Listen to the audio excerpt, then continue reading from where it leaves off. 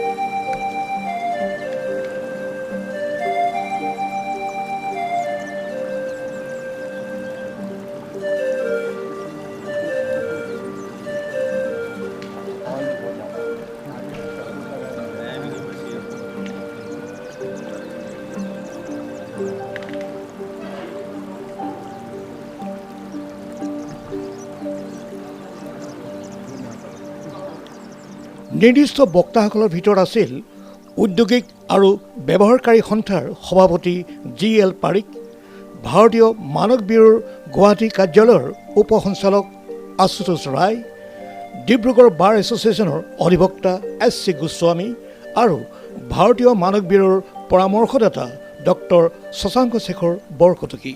তেওঁলোকে গ্ৰাহকৰ অধিকাৰ, বিক্ৰেতা উৎপাদকৰ কৰণীয় আৰু ভাৰতীয় মানক ব্যুৰোৰ কাৰ্যপ্ৰণালী আদিৰ বিষয়ে বিৱৰি কয়। ডক্টৰ বৰকটকীয়ে চাহ উদ্যোগত জলবায়ু পৰিৱৰ্তনৰ প্ৰভাৱ আৰু মানৰ ভূমিকা সম্পৰ্কে বক্তব্য আগবঢ়ায়। Departments, academia, research organizations, to name the few, and we are privileged enough to have some persons among the stakeholders to deliberate on key issues related to standards, quality, and consumer empowerment. May I now take the privilege of inviting our esteemed guests to kindly take the seats on the dais, which Sir has already taken their seats. Thank you so much, sir, for coming. Chairman of State Food and Civil Supplies Corporation, exemplifying a remarkable confluence of administrative acumen. I now request Shri Isaac Ginlalden, sir, Joint Director, BIS Guwahati Branch Office, to welcome MLA, sir, with a token of respect from BIS family. Let us all follow with a round of applause, please.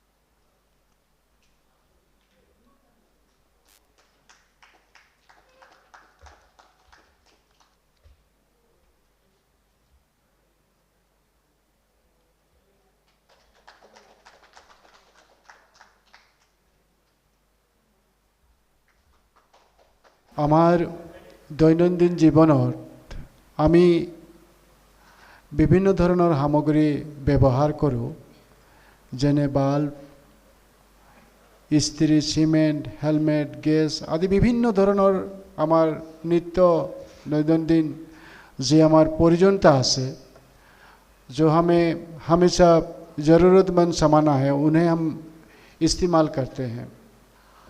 আৰু এনে ধৰণৰ সামগ্ৰীসমূহ ব্যৱহাৰ কৰিবলৈ যাওঁতে এই সামগ্ৰীসমূহ কিমান সুৰক্ষিত ইয়াক সম্পূৰ্ণভাৱে চোৱা চিতাৰ দায়িত্ব যেনেকৈ আমাৰ ISI মাৰ্কৰ জৰিয়তে আজি নিশ্চিতকৰণ কৰাৰ এটা সুব্যৱস্থা আছে। ISI মাৰ্ক হৈছে bureau of Indian standards BIS এটা মানপত্ৰৰ চিহ্ন, এটা প্ৰমাণপত্ৰ, এটা চাৰ্টিফিকেট। এই চিহ্ন থাকিলেহে জনা যায় যে সেই সামগ্ৰী ভাৰত চৰকাৰৰ নিৰ্ধাৰিত মানদণ্ড উত্তীৰ্ণ হৈছে। ISI যেটো মাৰ্ক চালে আমি আত্মবিশ্বাস হয় যে এইটো নিশ্চিতভাৱে ভাৰত চৰকাৰে স্বীকৃতিপ্ৰাপ্ত এটা সামগ্ৰী। আৰু এই নিশ্চিতকৰণৰ কাৰণে আজি বিভিন্ন ঠাইত বিভিন্ন ধৰণৰ সংস্থাসমূহে কাম কৰি আছে। আৰু আমি চিমেণ্ট, লোহা, পানী, ফিল্টাৰ, প্ৰেছ কুকাৰ, হেলমেট আদি সামগ্ৰীসমূহ কিনোতে আমি য'ত ISI মাৰ্ক থাকে তাক আমি বিশ্বাস কৰোঁ যে নিশ্চিতভাৱে এই সামগ্ৰীখিনি আমি কোনো ধৰণৰ অসুবিধা নোহোৱাকৈ ইয়াক আমি ব্যৱহাৰ কৰিব পাৰোঁ। তো গতিকে ISI মাৰ্কৰ প্ৰয়োজনীয়তা বিশেষভাৱে গ্ৰাহকৰ সুৰক্ষা নিশ্চিত কৰে। গ্ৰাহকৰ সুৰক্ষা নিশ্চিত কৰাৰ কাৰণে প্ৰথম দায়িত্বটো ISI মাৰ্কৰ জৰিয়তে আমি পাওঁ। নকল বা নিম্ন মানৰ সামগ্ৰীৰ পৰা আমাক বচাই ৰাখে। আমি যদি কেতিয়াবা মাৰ্কেটত এনেধৰণৰ বহু আমাৰ সামগ্ৰী ওলায়, যিবিলাক সামগ্ৰী আচলতে কিছুমান কুচক্ৰান্তকাৰীয়ে মাৰ্কেটত ওলায়, যিবিলাকৰ পৰা আমি হয়তো কেতিয়াবা নিজেই ইয়াৰ পৰা আমি বিপদত পৰিবলগীয়া হয়। ভাৰতত এনেধৰণৰ মানদণ্ড যিবিলাক সামগ্ৰী আছে, ই আমাৰ দেশখনৰো সুনাম কঢ়িয়াৰ ক্ষেত্ৰত এক বিশেষ ভূমিকা পালন কৰে। যে ভাৰতবৰ্ষৰ এনে কিছুমান সামগ্ৰী আছে যি ISI মাৰ্ক আছে, এই নিশ্চিত বিশ্বাসেৰে আমি ইয়াক ব্যৱহাৰ কৰিব পাৰোঁ। এনেকৈ ধৰণৰ এটা পৰিৱেশো ISI সমগ্ৰ ভাৰতবৰ্ষত গঢ়ি তোলাত এক বিশেষ ভূমিকা পালন কৰিছে। সেইবাবে যেতিয়া আপুনি কোনো সামগ্ৰী কিনিব যায় আৰু ISI মাৰ্ক থকা সামগ্ৰী বাছনি কৰে, এইদৰে আমি আমাৰ জীৱনৰ সুৰক্ষিত কৰাৰো এটা ব্যৱস্থা আমি গ্ৰহণ কৰি ল'ব পাৰোঁ। তো গতিকে মই অশেষ ধন্যবাদ জ্ঞাপন কৰিছোঁ যে যিসমূহ সংস্থাই আজি যিসকল দায়িত্বশীল ব্যক্তি আছে তেখেতসকলে এই কামখিনি সঠিকভাৱে যাতে কৰক। আমাৰ তিনিচুকীয়াতো এই কাম ইতিমধ্যে আৰম্ভ হৈছে। আমাৰ উদ্যোগৰ লগত জড়িত আমাৰ পাৰিকদা আছে। আমাৰ তিনিচুকীয়াখনতো আমি চেষ্টা কৰিছোঁ বিভিন্ন ধৰণৰ উদ্যোগৰ কাৰণে। ইতিমধ্যে আপোনালোকে জানে যে গেলাপুখুৰী প্লাষ্টিক পাৰ্কত বহুকেইটা উদ্যোগ ইতিমধ্যে প্ৰতিষ্ঠা লাভ কৰিছে আৰু বহুকেইটা উদ্যোগ ইতিমধ্যে আমাৰ উক্ত প্লাষ্টিক পাৰ্কত অহাৰ সম্ভাৱনা আছে। তো গতিকে আমি নিশ্চিতভাৱে এনেধৰণৰ যদি আমি ৰাইজৰ মাজলৈ যিখিনি সামগ্ৰী হ'ব, ইয়াক যদি আমি নিশ্চিতকৰণ কৰিব পাৰোঁ যে এই বস্তুখিনি যিখিনি হ'ব, যিখিনি সামগ্ৰীত হ'ব, সেই বস্তুখিনি সঠিকভাৱে মানুহৰ উপযোগী হ'ব, য'ত ISI মাৰ্ক থাকিব। তো গতিকে নিশ্চিতভাৱে এই কাৰণে আমাৰ বহুবিলাক মানুহৰ কাৰণে সহায়ক হ'ব। নমস্কাৰ ছাৰ। নমস্কাৰ। কনজিউমাৰৰ কাৰণে আপোনালোকে এটা বহুত ডাঙৰ কাম কৰি আছে, বিশেষকৈ ISI আৰু যদি হলমাৰ্ক, আৰু আজি আপোনালোকে ৱৰ্ল্ড ষ্টেণ্ডাৰ্ডে আপোনালোকে অবজাৰ্ভ কৰি আছে ইয়াত।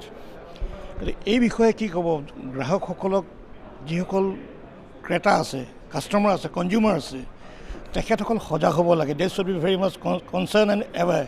এই বিষয়ে আপুনি কি ক'ব? হোৱাট উইল ইউ সে? কিয়া कहना আছে? মই আগত BISক ধন্যবাদ দিবলৈ গৈ আছোঁ। তেওঁ আজি ইয়াত তিনিচুকীয়াত এইটো প্ৰগ্ৰাম লৈছে। Actually BIS হ'ল Bureau of Indian Standards. They have made certain standards for different items. They are doing hallmarking for gold. They are doing so many other ISI marking. তো যেতিয়া আমি কিবা কিনিবলৈ যাওঁ, যেতিয়া ISI হ'ব, that means the product has been made as per some standard.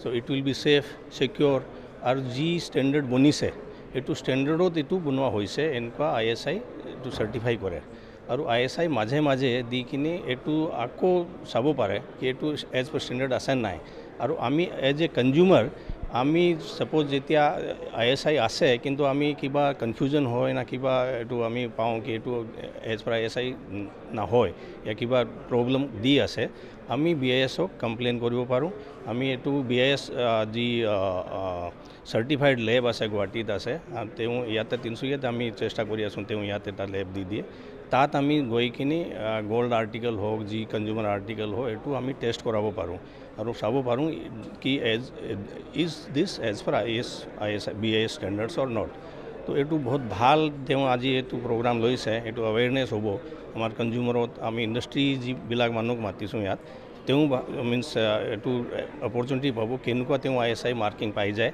কেনেকুৱা standard follow' কৰিব পাৰে In this regard, we want to aware the public what are the consumer rights and all, what are the various ISI mark available in the market, and we also want to ensure about the purity of hallmarking and all, and then the main objective is that we want to make aware the public what are the things we have done in BIS, because we have done so many things like product certification, hallmarking, all these things we have done in standard formulation. So the main thing is we want to make aware them. You have invited public. Yeah, and, we have and also in- you have invited stakeholders. Yeah, also. stakeholder, licensee and non-licensee. Also we have invite, and student also we have invite, and we can invite others public also. One thing I would like to know regarding ISI. Yeah. It's a government registered certified product. It is ISI mark. Yes. Is there any possibility that some fake ISI number may be incorporated in some product and they will bring to the market? Yes. Is there any opportunity? I just want to tell to the consumer, to the public regarding this fact also. Yeah. In this regard, you can always check the Xenian of the ISI mark through BIS Care app. You can download through mobile phone BIS Care app in Play Store and in App Store in iPhone. You can download it and you can verify. If the ISI mark is spurious, you can lodge a complaint, and then BIS will take action according to BIS Act. And we will do search and seizure in the premises of that factory or that shop, and then we will seize all the fake ISI product so that we can protect the consumer. This is what we do. Moreover, I want to add one thing is that if the ISI mark is Xenian, but the quality is not up to the mark, you can still get ask for complaint, and then we'll give you compensation for that one. Okay. Compensation is also there. Achha. If the quality is not up to the mark. Yeah. ये जो हमारा programme है ये हम लोग world standards day 2025 के एवज में हम लोग कर रहे हैं और हम लोग अपने 7 वो जो हमारे नॉर्थ ईस्ट के स्टेट्स हैं उनमें अलग अलग शहरों में कर रहे हैं उसमें से एक हम लोग प्रोग्राम तिनसुकिया में कर रहे हैं जो हमारा आज का पर्पज़ है वो ये है कि हम लोग जितने सारे BIS फॉर्मुलेशन में जो स्टेक होल्डर्स हैं इंडस्ट्री के लोग इंडस्ट्री एसोसिएशन एकेडेमिया रिसर्च के जो हमारे मतलब R&D के लोग हैं जो वो गवर्नमेंट डिपार्टमेंट्स हैं बाकी सब स्टूडेंट्स हैं इनको एक साथ बुलाएं और इनको अवेयर करें BIS के बारे में इसके एक्टिविटी के बारे में क्या क्या BIS वर्क करता है क्योंकि BIS का अगर वर्क देखें सो बहुत हम लोग फैले हुए हैं हम लोग स्टैंडर्ड फॉर्मुलेशन भी करते हैं हम लोग सर्टिफिकेशन में भी मतलब इंडल्ज्ड हैं हम लोग हॉल मार्किंग स्कीम भी देखते हैं हम लोग रजिस्ट्रेशन स्कीम्स भी देखते हैं और हमारा एक अलग से पब्लिकेशन हमने जो मुहिम छेड़ा हुआ है वो पब्लिक को अवेयर करने का अलग अलग लेवल पे गवर्नमेंट डिपार्टमेंट्स में हमारे जिला परिषद लेवल पे ग्राम पंचायत लेवल पे हम लोग मानक चौपाल के थ्रू लोगों को अवेयर करते हैं तो ये मतलब उसी क्रम में एक ये हमारा मतलब प्रयास है कि एक साथ लोगों को यहाँ पे वो इकट्ठा करें और लोगों को मतलब अवेयर करें BIS के बारे में और ख़ासकर जो हम लोग इससे अचीव करना चाहते हैं यहाँ पे इंडस्ट्री के लोग आए हैं इंडस्ट्री एसोसिएशन के लोग आए हैं और यहाँ पे जो इंडस्ट्रियल स्टेट है वहाँ से बहुत सारी इंडस्ट्री के लोग आए हैं अभी सेंट्रल गवर्नमेंट बहुत सारी प्रोडक्ट्स को मैंडेटरी सर्टिफिकेशन मिला रही है क्वालिटी कंट्रोल ऑर्डर इशू करके बहुत सारे प्रोडक्ट्स को मैंडेटरी BIS सर्टिफिकेशन मिला रही है और कई बार ऐसा होता है कि इंडस्ट्रीज़ को पता नहीं होता है वो और बाद में जो वो लीगल एक्शन फेस करना होता है तो उसको अवॉइड करने के लिए हम लोग ये प्रयास कर रहे हैं यहाँ पे कि उनको अवेयर कराया जाए कौन कौन से प्रोडक्ट्स पे कौन कौन से सेक्टर में वो मैंडेटरी सर्टिफिकेशन आ गया है और कब वो इफेक्टिव होगा, यानी कि फर्म्स को BIS के लाइसेंस कब तक ले लेना चाहिए, इसके लिए मतलब अवेयर करा रहे हैं। और जो नॉर्मल कंज्यूमर लोग आए हैं, जो बाकी कॉलेज के लोग आए हैं, उनको हम लोग इसके साथ साथ जो हमारा मतलब ISI मार्क हम लोग रजिस्ट्रेशन स्कीम में भी बात करेंगे और द हॉल मार्किंग स्कीम के भी बारे में बताएंगे कि जो ज्वेलरी की प्योरिटी है कैसे हम लोग चेक कर सकते हैं कि ज्वेलरी वो जो मार्क हुआ उस पर जो मतलब HUID नंबर है, जो प्योरिटी लिखा हुआ है वो जेन्युइन है कि गलत है, और अगर ये गलत है तो कैसे उसको रिड्रेसल के लिए वो लोग सीख कर सकते हैं, कंप्लेन कैसे कर सकते हैं। हमारा BIS केयर ऐप हम लोग इसके बारे में बताएंगे लोगों को। इसके थ्रू ISI मार्क जो हमारा रजिस्ट्रेशन है, जो मतलब हॉल मार्किंग ज्वेलरी है, इसके रिगार्डिंग जो भी हमारा मतलब जेन्युइनिटी है, जो भी डिटेल्स है, उसको लोग चेक कर सकते हैं और अगर कोई इशू होने पे वो मतलब कि कंप्लेन भी कर सकते हैं। तो इसी के बारे में हमारा ये प्रोग्राम है आज का। আলোচনা চক্ৰত তিনিচুকীয়া জিলাৰ বিভিন্ন ব্যৱসায়িক প্ৰতিষ্ঠান, উৎপাদন সংস্থা আদিৰ প্ৰতিনিধি, ছাত্ৰ ছাত্ৰী আৰু সাংবাদিকে অংশগ্ৰহণ কৰে। অনুষ্ঠানৰ আৰম্ভণিতে আদৰণি ভাষণ আগবঢ়াই ভাৰতীয় মানক ব্যুৰোৰ যুটীয়া সঞ্চালক আইজাক গিনলাল দিনে Today we are joined by our chief guest, MLA Hornbill MLA Tinsukia, Sri Sanjoy Kisan, but he has left now. He has earlier speak some words about BIS. Due to his preoccupied schedule, he is not available here anymore. And we have special guest, Sri ZL Parikh, Chairman, Industrial Estate User Association. And we have also special guest, Sri S.C. Goswami, Advocate, Dibrugarh Bar Association. And we have licensee, non-licensee, and student from various student club. And all the dignitaries and all the members present here. We express our heartfelt gratitude for sparing your precious time. Friends, I have been given the responsibility to give a talk on Shared Vision for Better World, SDG 17 Partnership for Goals. I think this is actually started in 2015, but I think we people here, we generally know less as far as the MSMEs are concerned. We are not much aware about these SDGs. SDGs are Sustainability Development Goals. They were declared by United Nations in 2015. There are 17 goals. Actually, the Sustainable Development Goals are a universal framework adopted by all 193 member states of the United Nations in September 2015. And they were implemented from 1st January 2016. Actually, the agenda was to get all these goals completed by 2030. There are 17 goals. It is because I will be taking only this goal 17, that is the partnerships. But before that, I just want to give you brief about what are the other goals. So the goal 1 is no poverty. Goal 2 is zero hunger. Goal 3 is good health and well-being. Goal 4 is quality education. Goal 5 is gender equality. Goal 6 is clean water and sanitation. Goal 7 is affordable and clean energy. 8th is decent work and economic growth. Then 9th is industry, innovation and infrastructure. 10th is reduced inequalities. 11th is sustainable sites and communities, cities and communities. 12th is responsible consumption. 13 is climate action. 14 is life below water. 15 is life on the land. 16 is peace, justice, and strong institutions. 17th is partnership for the goals. So to achieve all these 16 goals, 17 is partnership. So partnership with whom? So we can we can have the inequalities in incomes, or the poverty, or the climate, as we are seeing this global warming and all. So UN wanted ki our growth and our climate and our society, all these three should be balanced. And there the role of industry is also here to balance it. The 17th goal is to have partnerships with the government, with the industry, and with the public, with the society. Now SDG from 2015 to 13, universal, measurable, partnership based. What goals I have told, UN has given total 17 goals and they have given targets they have bifurcated them. Every goal has some targets. By this year we will achieve this, by this year. So there are 169 targets also. Then there are certain indicators, around 230 indicators, whether we are achieving those goals or not. Those are the indicators to achieve.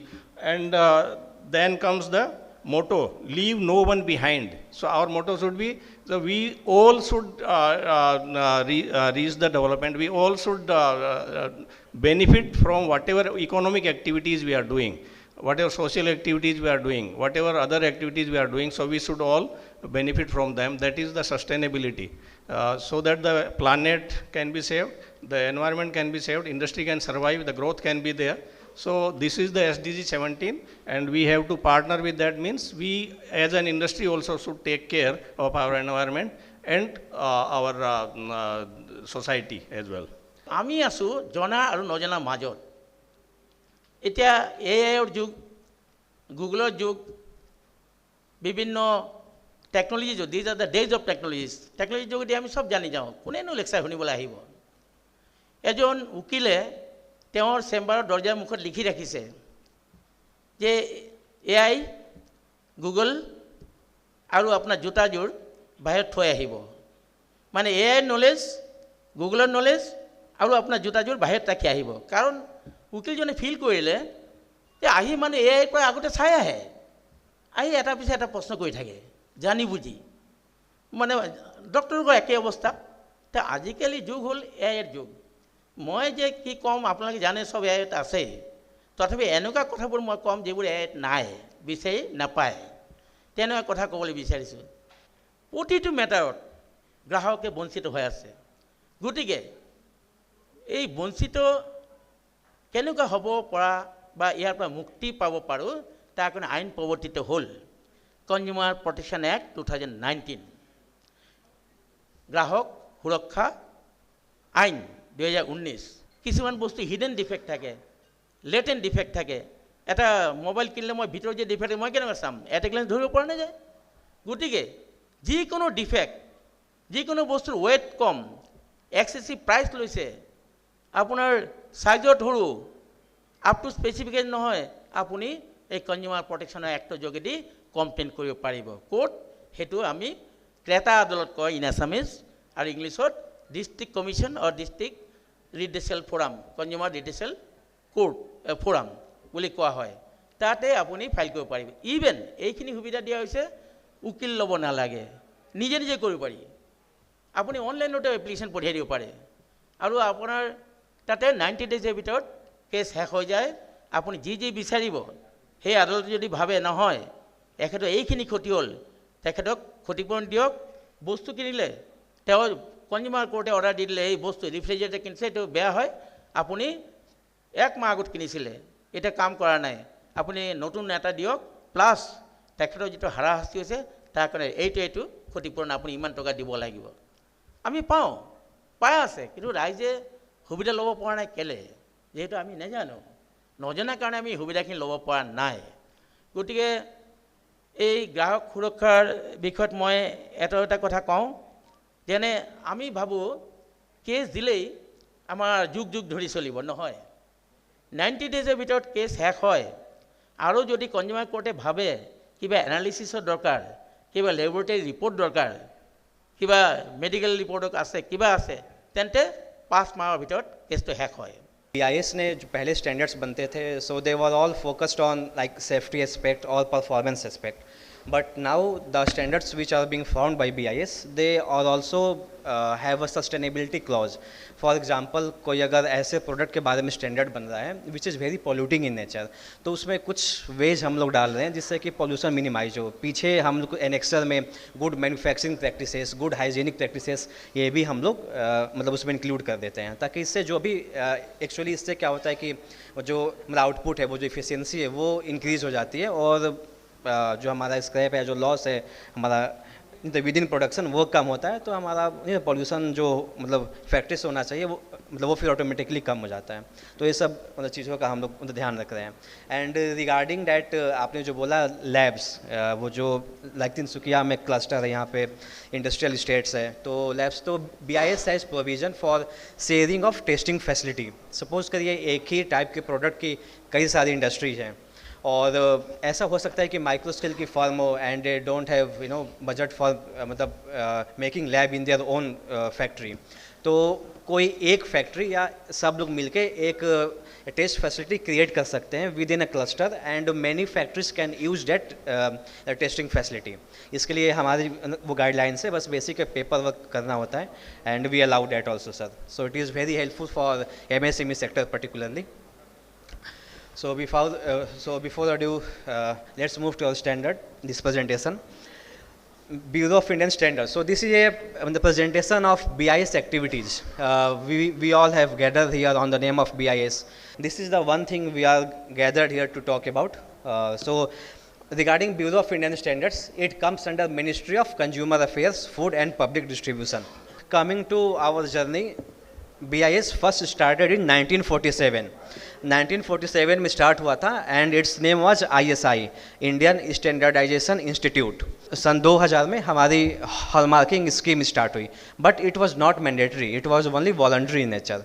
और फिर finally वो 2016 में BIS act pass हुआ, which recognized BIS as national standards body.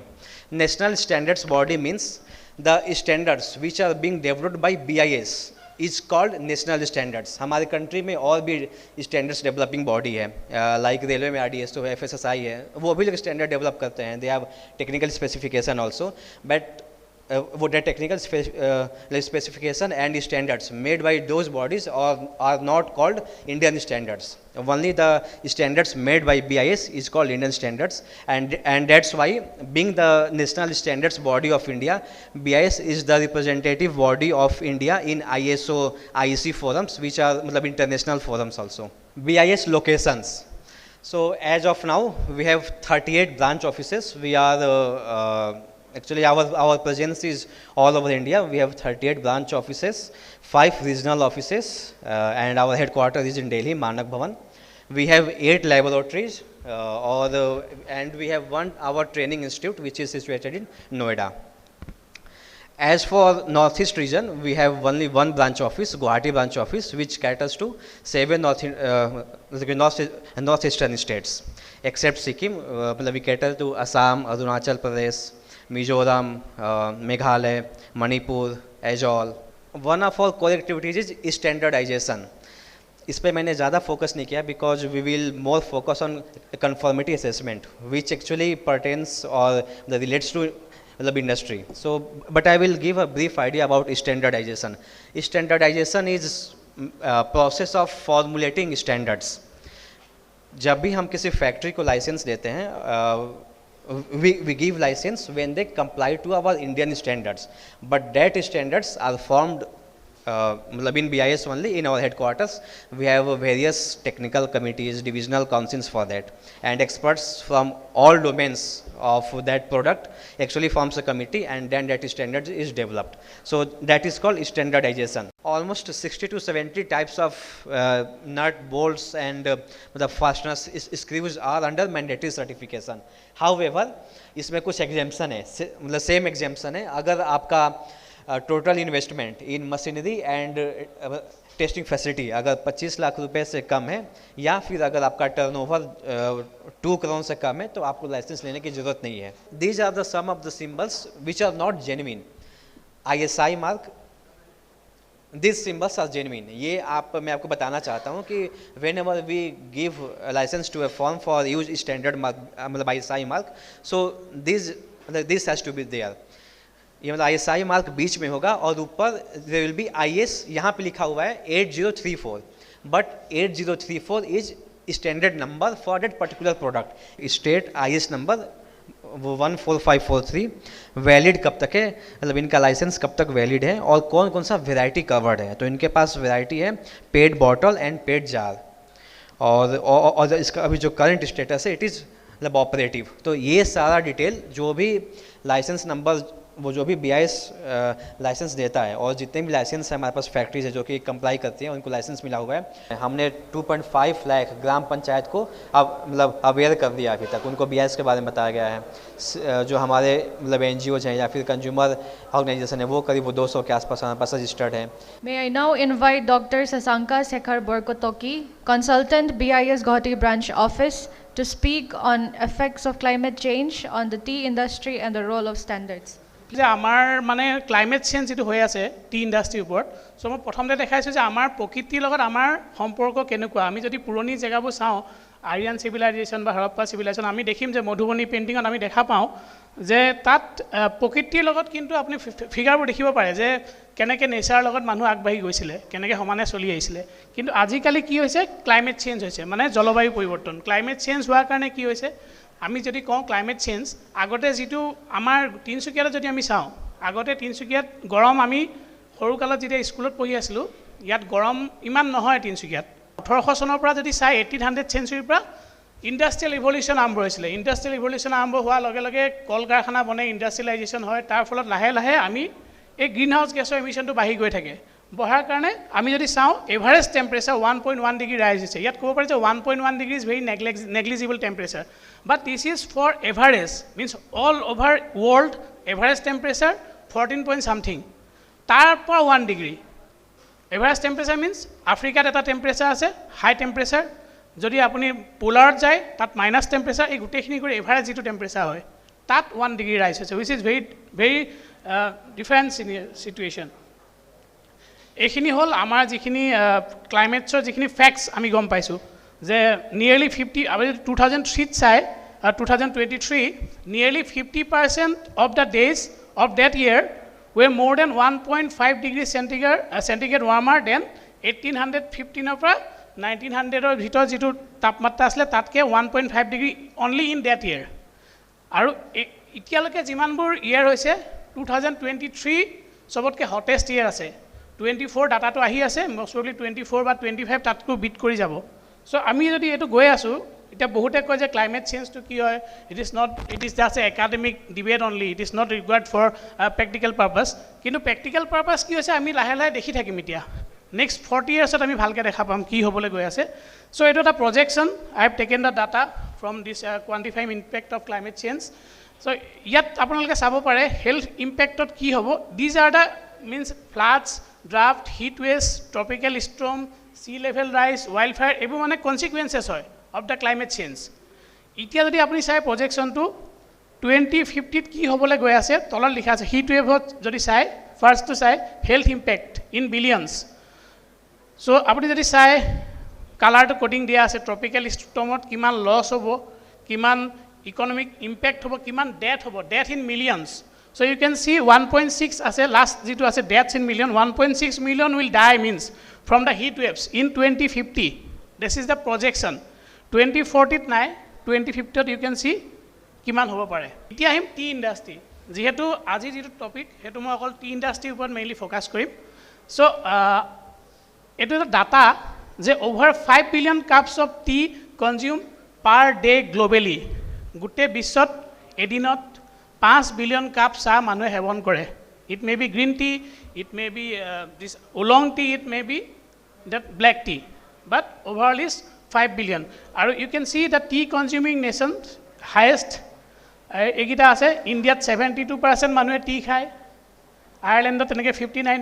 All this data R taken from T যিটো research institute তাৰ data. এতিয়া আহোঁ আমাৰ অসমৰ টি ইণ্ডাষ্ট্ৰীত কি হৈ আছে। আমাৰ অসমৰ টি প্ৰডাকশ্যন বহুত কমি গৈছে due to this climate change. So' আমি এইটো কেনেকৈ টেকেল কৰিম। এতিয়া আমাৰ ওচৰত প্ৰথম কথা we cannot control the climate. We now open the floor for a brief question and answer session. Participants may kindly raise their queries if you have any. জিলা তথ্য আৰু জনসংযোগ বিষয়া বিকাশ শৰ্মাই প্ৰশ্নোত্তৰ কালত তেওঁৰ অভিজ্ঞতাৰ ভিত্তিত কেতবোৰ গুৰুত্বপূৰ্ণ বিষয় উত্থাপন কৰে। Found defective or dangerous to the safety of the user, then who will be responsible, BIS or the manufacturer company? First thing. Second thing, in such circumstances, how the consumer, victim consumer will be compensated. And second thing, what are the action you are taking against the fake marks? And third one, to Mr. Advocate S.C. Goswami Sahab. He told that the consumer court আবেদন কৰাটো খুব সহজ, যিকোনো এখন application দিলেই হয় আৰু 90 দিনৰ ভিতৰত সেটেল হৈ যায়। কথাটো সঁচানে? তেখেতৰ ব্যক্তিগত অভিজ্ঞতাৰ পৰা মই সুধিব খুজিছোঁ, কাৰণ মোৰ নিজৰ ব্যক্তিগত অভিজ্ঞতাৰ পৰা সম্পূৰ্ণ মিছা। কিয় কাৰণে মই প্ৰথম কেছ কৰিব গৈছিলোঁ, এখন মই আউটলুক নামৰ এখন আলোচনী লৈছিলোঁ, ছাবস্ক্ৰিপশ্যন। তেওঁলোকৰ 2 বছৰীয়া ছাবস্ক্ৰিপশ্যন এটা কেমেৰা অফাৰ কৰিছিলে, তেতিয়া নতুনকৈ ওলাইছিলে আউটলুক হেৰিখন। গ'লোঁ কনজিউমাৰ কোৰ্টত এপ্লিকেশ্যনখন লৈ, তৰণে মোক বুজাই দিলে, নাই ইয়াততো প্ৰিজাইডিং অফিচাৰ অকল জাজহে, গতিকে জাজে বুজি পোৱাকৈ লিখিব লাগিব, গতিকে আপুনি উকিল ধৰিব লাগিব। আৰু উকিল ধৰিলে প্ৰডাক্টটোৰ দাম আছিল 700 টকা, উকিল ধৰিলে মই 2000 টকা খৰচ কৰিব লাগে, গতিকে গুচি আহিলোঁ। ছেকেণ্ড টাইম যেতিয়া মই নিজে অলপ কিতাপ পত্ৰ পঢ়ি ল পিটিশ্যন লিখিব জনা হ'লোঁ, তেতিয়া মই ইয়াতে কৈছোঁ, এইটো পানীৰ বটল, ইয়াত MRP লিখা থাকে 10 টকা, এইটো ফ্লাইটত বিক্ৰী হয় 100 টকাত, মানে আপোনালোকে যিকোনো ফ্লাইটত গম পাব 100 টকাত বিক্ৰী হয়। 15 বছৰ আগতেই এটা আউটলুকত এটা আলোচনী আৰ্টিকল ওলাইছিলে যে তাজ হোটেলত ইয়াৰ 1 লিটাৰ বটলটো বিক্ৰী হৈছিল 100 টকাত। 15 বছৰ আগৰ কথা কৈছোঁ, এতিয়া বা কিমান হৈছে নাজানো। মই নিজে এবাৰ কি কৰিলোঁ, আমাৰ গুৱাহাটীৰ গ্ৰীণউড ৰিজৰ্ট, আপোনালোকে চবেই চিনি পাই বোধ কৰোঁ, বিখ্যাত ৰিজৰ্ট, তাতে ডিনাৰ কৰিব গৈছিলোঁ। তেওঁলোকে পানীটো বটল ল'বলৈ দিলে, 1 লিটাৰ বটলত 35 ৰুপিজ। বোলো আপোনালোকে কেছ মেমো দিবনে? দিব, ঠিক আছে লওক। ল'লোঁ, লৈ মই নিজে কেছ কৰি দিলোঁ কনজিউমাৰ কোৰ্টত। এবছৰতকৈ বেছি লাগিল। আজি বোলে এই নাই, জাজ নাই, আজি বোলে মোক নাই, তেনেকৈ দৌৰি এবছৰতকৈ বেছি লাগে। ভাগ্যে ভাল মই উকিল ধৰা নাছিলোঁ। মই যেতিয়া কিনিব গ'লোঁ, তেতিয়া ক'লে নাই এইটো ৰেটত আমি নিদিওঁ, দিব নোৱাৰোঁ, এইটো কোনে দিছে নাজানো এডভাৰটাইজটো। তেতিয়াহ'লে মই উপায় নাই, সেইটো মই কোনোবা কোৰ্টত কেছ কৰিলোঁ। এইয়া কেছ চলি থাকিল। আল্টিমেটলি কি হ'ল, মই ধুবুৰীলৈ ট্ৰেন্সফাৰ হৈ গ'লোঁ, বহুত দূৰ। তাৰ পৰা আৰু মই আৰু বাৰে বাৰে এটেণ্ড কৰি থাকিব নোৱাৰোঁ ডেট।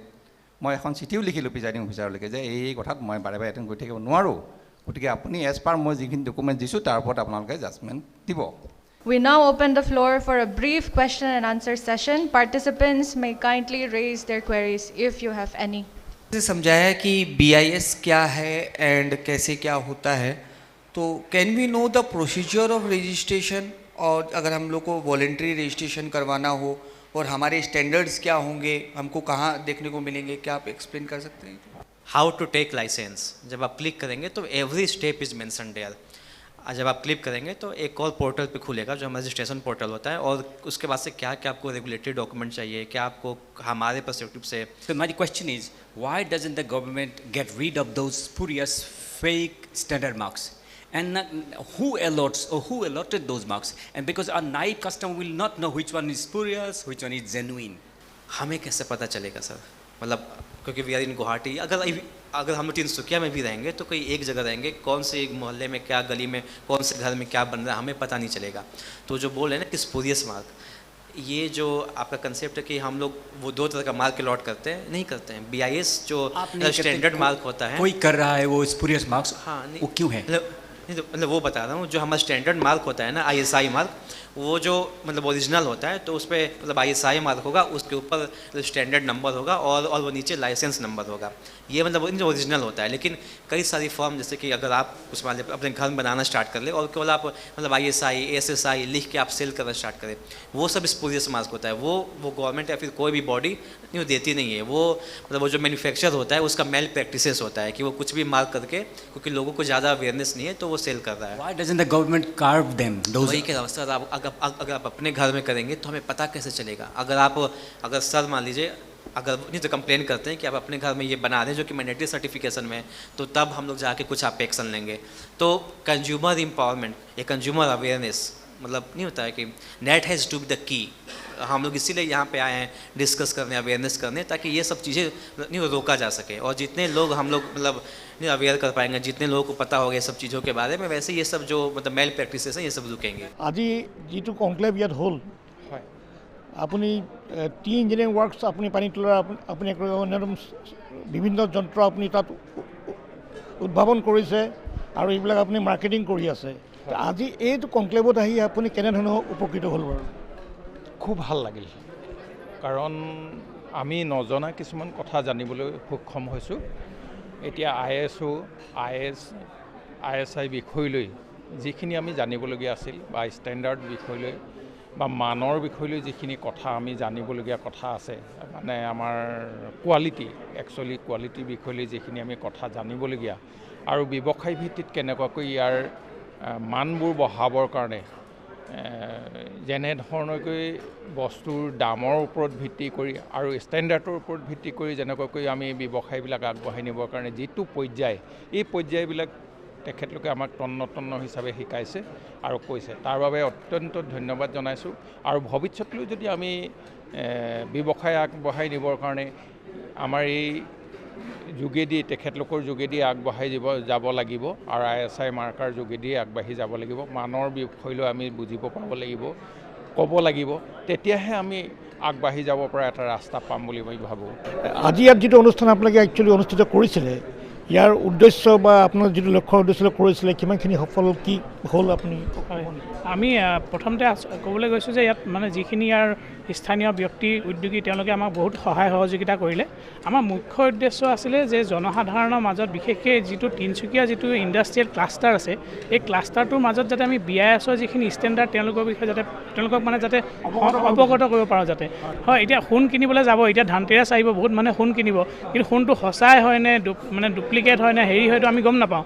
এতিয়া এপটো হোৱাৰ লগে লগে চবেই আজি ধৰি লওক এটা ডেমনষ্ট্ৰেশ্যন দি দিলে, চবেই গম পাব সেইটো লাইচেঞ্চ হয়, লাইচেঞ্চটো আছেনে নাই, সেইটো এটা ডাঙৰ উদ্দেশ্য। আৰু দ্বিতীয় কথা হ'ল আমাৰ যিবোৰ ইয়াত বহুত উদ্যোগ আছে তেওঁলোকে আচলতে লাইচেঞ্চটো ভাবে বহুত ডাঙৰ এটা জটিল বিষয় বুলি ভাবে, কিন্তু এইটো একেবাৰে সহজ বিষয়। ভয় কৰে যে বহুত কিবা টকা দিব লাগিব, কিন্তু টকাটো আমি হয় মেপ ৰেচত সোমাব নেকি। আৰু এটা কথা ISIত যদি আমি তেওঁলোকে লয়, তেওঁলোকৰ প্ৰডাক্টটোৰ গুণাগুণটো বাঢ়ি যাব। মানে বজাৰত যেতিয়া যাব যে ISI আছে বুলি কোৱাৰ লগে লগে তেওঁলোকৰ মাৰ্কেট ভেলুটো বাঢ়ি যায়। আৰু আমাক বহুত বেছি টকা দিব নালাগে, আমি জাষ্ট মাৰ্কিং ফিটো লওঁ, সেইটো আমি 80%, এতিয়া 90% নৰ্থ ইষ্টৰ কাৰণে আমি ৰেহাই দিওঁ। তাৰমানে বছৰেকত মানে মাত্ৰ 10%হে দিব লাগে, যিবোৰ ডাঙৰ উদ্যোগে দিয়ে। আমাৰ লোকেল থলুৱা উদ্যোগৰ কাৰণে মাত্ৰ 10%। চ' সেইটো তেওঁলোকে ভাবিছোঁ চাগে তেওঁলোক অৱগত হৈছে ভালকৈ গোটেই কথাটো।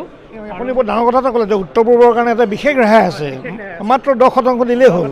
এইটো এটা খুব ব্যঞ্জক খবৰ আৰু এটা বতৰা। গতিকে আমাৰ এই অঞ্চলত যিসকল উদ্যোগী আছে এই সুবিধাটো গ্ৰহণ কৰিব লাগে। হয় হয়, এই মানে ভাৰত চৰকাৰে এইটো উদ্যোগ যাতে আমাৰ নৰ্থ ইষ্টত যাতে আমাৰ উদ্যোগৰ ক্ষেত্ৰত যাতে অকণ বিকাশ হয়, আগবঢ়াই নিবৰ কাৰণে এইটো লৈছে।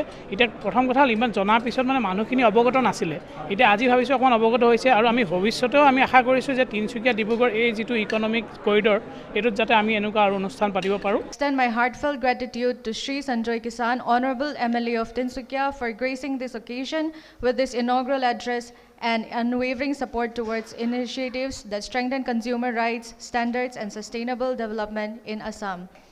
Also, I would like to thank Shri Isaac Ginlaldin, Scientist D, Joint Director, BIS Guwahati Branch Office, for setting the tone of the conclave through his warm welcome address, and also to Shri Ashutosh Rai Sir, Scientist C, Deputy Director, BIS Guwahati Branch Office, for his detailed overview of BIS, helping everyone understand the mission and initiatives of the organization.